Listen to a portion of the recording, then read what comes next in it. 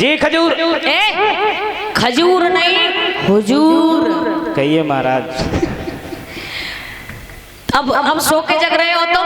अबे हम बताएं, हमें नेक दर्द हो रो पेट में सूखो सूखो। सूखा सूखा कैसा दर्द होता है? तुम्हें ना पता सूखो सूखो दर्द ऐसा हो तो ना कहूँ जाओ ना कहूँ आओ, पेट में दर्द होते रहते है। आराम दे तुम गोड़ पटको चाहे गोड़ टूटे टूट जाए। अच्छा एक काम करो मेरा। हाँ बोलो। हमारी बगिया में एक सूकर आ गया है तो क्या करें? तलवार ले लो और जितने सिपाही हैं सबको इकट्ठा करो और बगिया में चलो सूकर को मारने। महाराज हाँ जालंग बेचे बिना जे बैठे मुँह छनवाई सिपाही, हाँ और जे बैठी है बिना मुँह छनवाई सिपाही। सबको ले चलो तैयार करके। तो जे ऐसो है सबको ही ले चले। सबको ले चलो। तो महाराज सब सिपाही तैयार हैं और आपको घोड़ा जे तैयार है। घोड़ा तैयार है। उसी समय घोड़े पर बैठे और जैसे ही घोड़े पर बैठे भक्तों उसी समय बगिया के लिए चले। बगिया में पहुंच गए। बोले मंत्री को महाराज जितने सिपाही हैं हाँ सबको बगिया के और पास खड़ा कर दो। सुनो सब सिपाही बगिया के आसपास खड़े हो जाओ। और सुनो इनसे एक बात कहो कि किसी के पास से होकर के सूकर निकल गया ना तो जिंदा मार देंगे, जिंदा। महाराज हाँ तो मैंने तो जिंदा मार दोगे। हाँ और अगर निकल गए तुम्हारे पास तो फिर राजा मैं हूँ या तू है? तो महाराज हमें तुम छुट्टी दे दो। छुट्टी नहीं मिलेगी। नहीं महाराज हमारे बच्चा छोटे छोटे हैं। बच्चा तेरे छोटे छोटे तो हमारे का नाती पंती लाख हो ही गए। महाराज हाँ हमारी राम बिटोली बहुत रोवेगी। अगर हमें हो जाएगा कुछ तो हमारी रानी नहीं रोएगी। तुम्हारी रानी का है कमाल हम महाराज हम बहुत घबराते हैं, पेट ही पेट लड़ुआ फूटते हैं। उसी समय भक्तों आज महाराज हरिश्चंद्र ने सभी सिपाहियों को से कहा है कि बगिया को घेर लो। चारों तरफ से बगिया को घेर लिया और विश्वामित्र विचार करने लगे किसी सिपाही के पास से होकर के निकल गए तो ये राजा उसको छोड़ेगा नहीं, क्यों ना हम इसके पास से ही होकर के निकल जाएं। उसी समय महाराज विश्वामित्र ने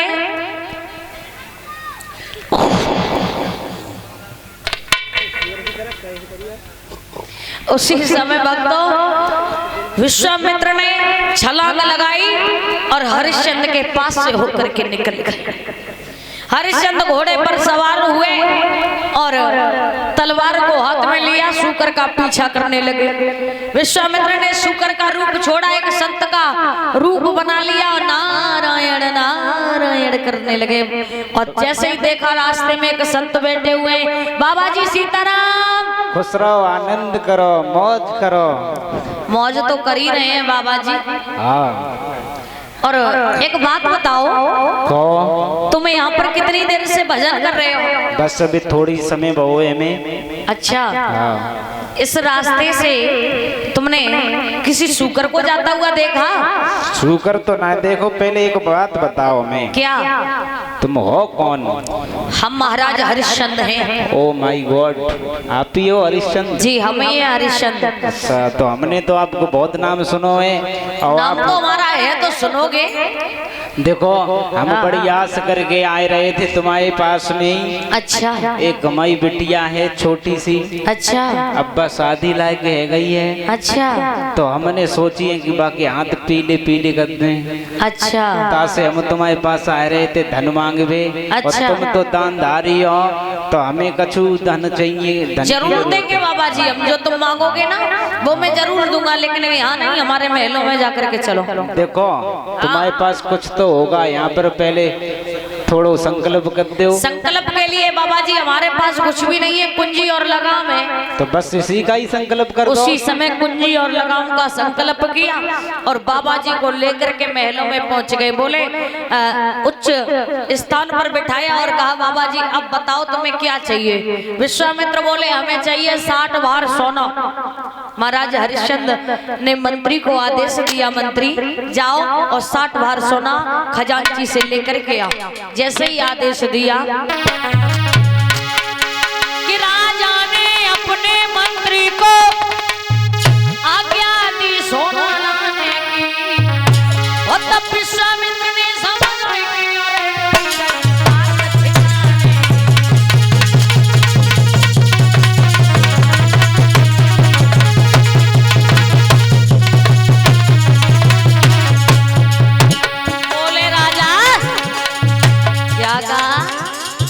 मंत्री को आदेश दे रहे हो? मंत्री तेरा नहीं है, खजांची तेरा नहीं है, सब मेरा है। अरे राजा बड़ा ही भोला है।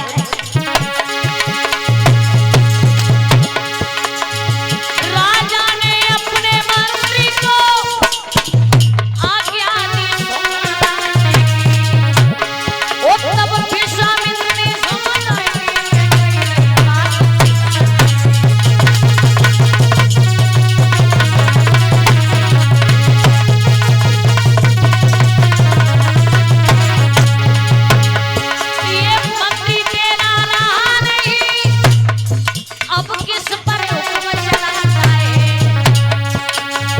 लगाम में सब आएगा वकी हाड़ो मुझसे क्या लाए।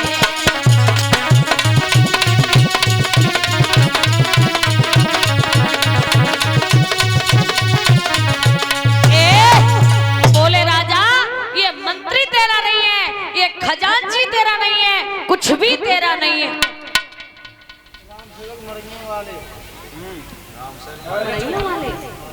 राम सेवक भैया जी ये 51 रुपए से मेरा सम्मान कर रहे हैं, मड़ैया से आए हुए हैं। कामना करूंगी हमेशा धर्म क्षेत्र में आगे बढ़ते रहे, समाज में सम्मान मिलता रहे, धन दौलत के हमेशा भंडार भरे रहे। मैया सरस्वती अपनी कृपा दृष्टि बरसा रखें। बोल गोविंद भगवान की। कहने लगे राजा पागल हो गए हो, ये धन दौलत राज्य पाट सब मेरा हुआ। हरिश्चंद्र बोले कैसे? बोले सुनो, कुंजी और लगाम का तुमने संकल्प लिया था कि हाँ, कुंजी का मतलब है कि जितना धन दौलत है सब मेरा, और लगाम का मतलब है जहां तक तुम्हारा घोड़ा जाता है वहां तक का पूरा राज्य मेरा। अब हमारा तुम 60 भार सोना देते। हरिश्चंद्र की आंखों में आंसू आ गए और बोले बाबा जी क्या बात है गोविंदा सर, क्या हुआ? तुम्हारी आंखों में आंसू? अगर तुम देना नहीं चाहते हो तो मना कर दो, मैं चला जाऊंगा। सुनो कि है दानवैयो रे राजा और दानी ने दुख नहीं माना हो।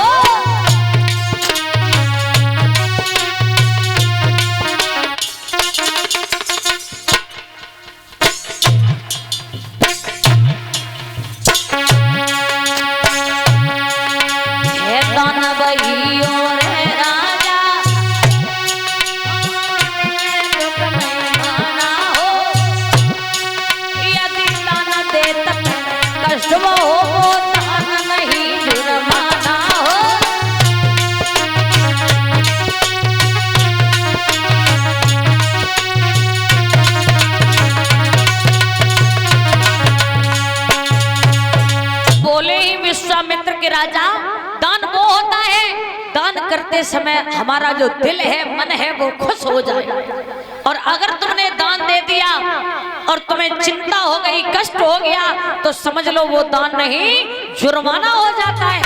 बोले बाबा जी मेरी आंखों में इसलिए आंसू नहीं आए कि मेरा राज्यपाट धन दौलत चला गया, मेरी आंखों में आंसू इसलिए आए कि सब कुछ चला गया, फिर भी 60 भार सोना हमारे सर पर रह गया।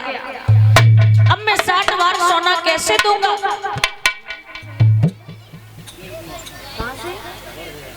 और इसी बीच में 101 रुपए श्रीमान सुनील कुमार भैया जी, ये गौरखेड़ा से आए हुए हैं, 101 रुपए से मेरा सम्मान कर रहे हैं। कामना करूंगी सरस्वती मैया हमेशा अपनी कृपा दृष्टि बरसाए रखें, धन दौलत के भंडारे भरे रहे। बोले गोविंद भगवान की। बोले मुझे कष्ट इस बात का है कि 60 भार सोना मैं तुम्हारा कैसे चुकाऊंगा। बोले बाबा जी अब चिंता ना करो, मैं बेच जाऊंगा, अपनी रानी को बेच दूंगा, अपने पुत्र को बेच दूंगा, लेकिन 60 भार सोना तुम्हारा चुका दूंगा। बोले ठीक है। हरिश्चंद्र कहने लगे मुझे मेरी रानी के पास जाने दो। बोले कि किस लिए? क्योंकि मेरी रानी मेरे साथ में बिचने के लिए तैयार हो जाए। बोले राजा पागल हो गए हो? क्यों? क्योंकि जब तक सुख रहता है तब तक सब साथ देते हैं, अगर दुख हमारे ऊपर आ जाए तो कोई भी साथ नहीं देता।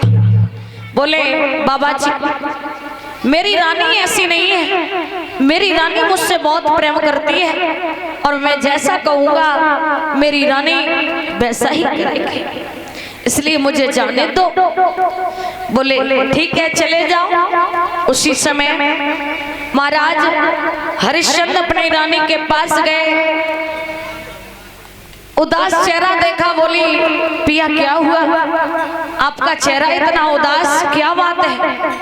बोले गोरी क्या बताऊं, धन दौलत राजपाट सब चला गया।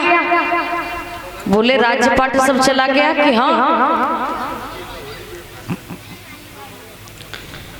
राजपाट सब चला गया है तो इसमें दुखी होने की क्या बात है? बोले दुखी भी इसलिए हो रहा हूँ कि सब कुछ चला गया फिर भी हमारे ऊपर 60 भार